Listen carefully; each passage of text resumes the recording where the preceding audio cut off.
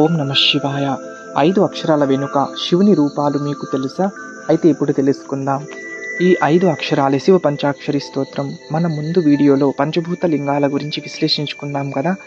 ఇప్పుడు ఆ 5 అక్షరాల వెనుక ఉన్న శివుని రూపాల గురించి మనం ఇప్పుడు తెలుసుకుందాం. ఓం నమ శివాయలోని మొదటి అక్షరం నా. ఈ అక్షరం భూమి తత్వాన్ని సూచిస్తుంది.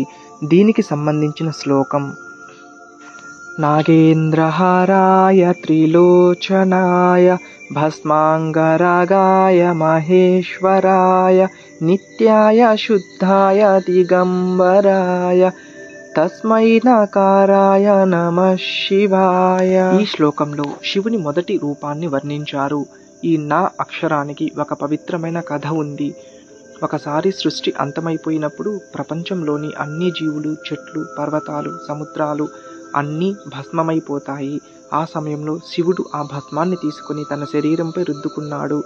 దాంతో ఆ భస్మం ఆయనకు పవిత్రమైనది, శివతత్వానికి చిహ్నమైనది. అది మనకు ఒక గాఢమైన సందేశం ఇస్తుంది.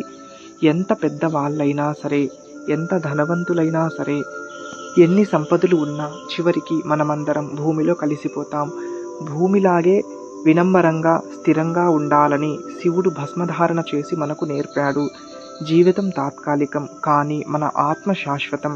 అందుకే భస్మం అంటే వినమ్రత, భూమి తత్వం, స్థిరత్వం అని భావిస్తారు. అందుకే నా అక్షరం భూమి తత్వాన్ని సూచిస్తుంది. ఆయన సర్పాలను హారంగా ధరించడం అంటే భయాన్ని జయించిన చిహ్నం. 3 కళ్ళవాడు 2 లోకాలను చూస్తాడు. 3వ కంటి ద్వారా సత్యాన్ని గ్రహిస్తాయి. అంటే సర్పాలను హారంగా ధరించిన 3 కళ్ళు ఉన్న మహేశ్వరుడు.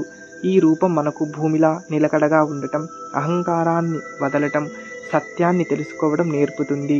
ఇది నా అక్షర బోధ. తర్వాత వీడియోలో మా యొక్క రహస్యం తెలుసుకుందాం. హర హర్ మహాదేవ్.